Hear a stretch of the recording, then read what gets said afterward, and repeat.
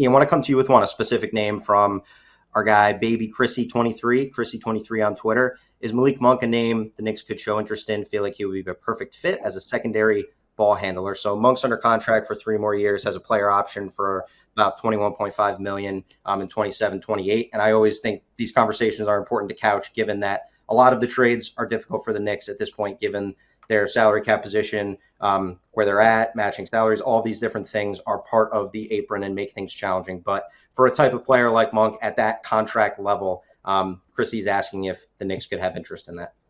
Yeah, look, the interesting thing to me there is Scott Perry, former Knicks GM, taking over in Sacramento. And obviously when a new regime comes in, a lot of the times some of the guys who are part of that old regime are on their way out. And so could Monk be had in a trade? I don't know that, but I do think that if you're putting that kind of salary together to make a deal, I would assume if you're the Knicks, you want a player that's going to make a more consistent impact than Malik Monk. That's just a guess on my part. But I do think that with Sacramento, I think a lot of those veterans, at the very least, you can have conversations with the Kings because of the regime change and Scott Perry looking to put his imprint on things. And I would say this, I do remember with Perry and Steve Mills that there was some interest in Monk. So maybe that tells you a little bit about how Perry values Monk. I do know there was some interest way back then.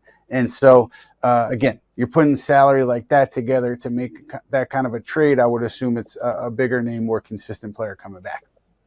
Sure. Monk, 17 points a game last year. Like you said, has been in the league since 2017, not displayed a high level of consistency, but I think the type of player generally is, what a lot of the fans have been asking about. Steve, I want to come to you because you talked about Mikal Bridges earlier, and our guy Andrew Guerrero on YouTube is asking how likely are the Knicks going to extend Bridges. So we've talked about Bridges' extension eligible status going into the season. You had talked about it before. So your feel on the Bridges situation, and if the Knicks did decide to go a different direction, why they might make such a decision? Well, I think the contract is the thing. Do you want to tie yourself up to I think what right now is a 4-year 156 is the max he can get right now. And look, maybe he negotiates a less expensive deal. I'm not sure he would do that when he's looking at possible free agency next year. To me, I thought he had his moments on both ends of the court in the playoffs. And I guess if I'm a gambling man in the front office who put a lot of chips on the table for him, I'd say, look, that's the guy we got. And without Thibodeau, we're going to get more out of him. And maybe you do it. And that's a reasonable price for a guy who plays every game. But if they don't, I would think we'll see something this summer happen. If not, because I don't think they'll let it ride to next year. It just hasn't been what they've shown their purpose with these things. They want to make a move and not take that to the end. Of course. So we'll keep an eye on Bridges and how they approach that. Ian, I want to ask you one about the coaches, because I know you guys were talking coaches before, and I want to circle back. Something that you talked about when we did an episode last week was about the experience level of coaches and how the Knicks will have to have a coach that's going to have experience at this level. You guys had mentioned Norrie before. He's not a guy that has a level of experience that we've discussed. Do you think there's any universe in which the Knicks could decide that a guy like Norrie is the type of coach they'd want to target, and then they bring on a very experienced staff behind him? We've seen other NBA teams do that. Do you think that that's something that they could eventually decide, knowing that you've talked a lot about the experience factor? I'd be surprised if it ended up that way. But the one thing, Matt, when you ask about Norrie and then interviews, I think the interview process matters in a big way. And I always kind of assume when these coaching searches happen that people have a top candidate in mind, and he's always there in the background. And there are other guys who interview are kind of break the glass in case of emergency. But in this case, Taylor Jenkins, Mike Brown, the interviews matter significantly. And so if neither guy blows Nick Brass away in the interview process, maybe they go to plan B. And maybe if Micah Norrie does really impress the Knicks brass, and I don't know when owner James Dolan gets involved, but if that's the case, maybe he does leapfrog these guys. But I would be really surprised, though, if that were to be the case, if they went with a first-time head coach over the experienced candidates that they've already talked to, and the names that we've talked about earlier in the show with a kid and everybody else. Steve, you come from the same place when it comes to the experience too. You have that same feel. I do, and the one thing I think, as we've talked about timeline, I think for the Knicks front office, it's important in a lot of ways for the Knicks to get a coach in place. But the one thing I would say about the patience, like they could have had a great interview with Mike Brown or Taylor Jenkins, and maybe Taylor is the front runner, who knows.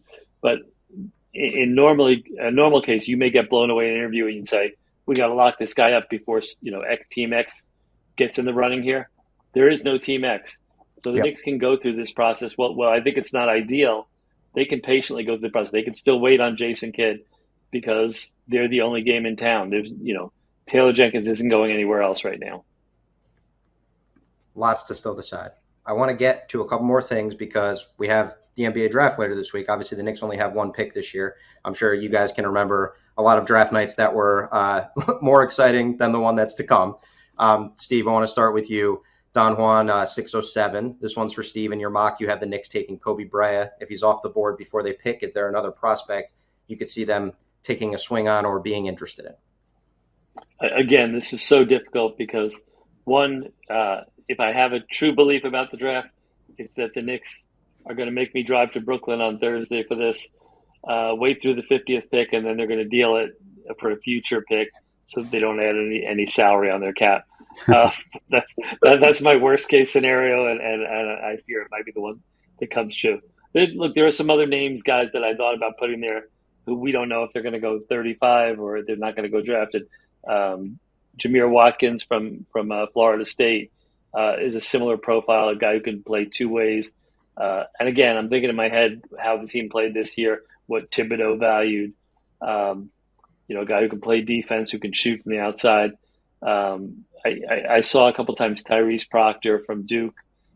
He's another guy who I think will go a little bit higher, but possibly could be there. And the history of this Knicks front office is they never take the pick that is in front of them.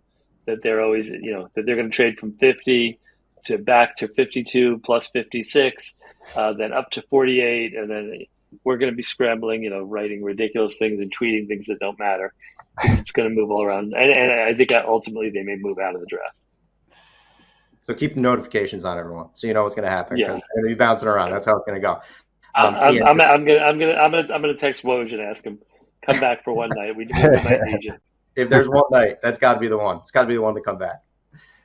Ian, just on the draft, so we can get your take on it too. Our old friend Max Fucci, man, do you see the Knicks trading up in the draft or making a move of any kind, standing pat? So just generally, any other additional thoughts with the draft tomorrow and Thursday this week? I don't see them moving up.